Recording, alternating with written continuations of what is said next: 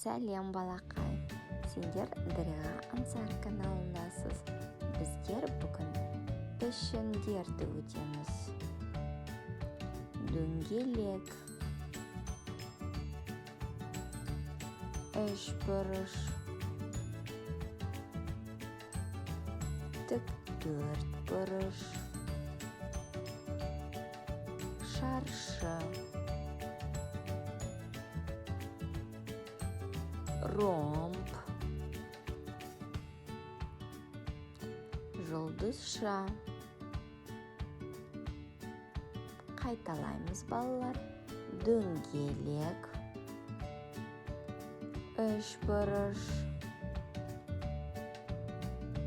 шаршы,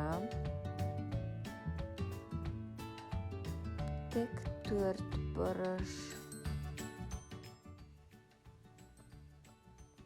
ромб,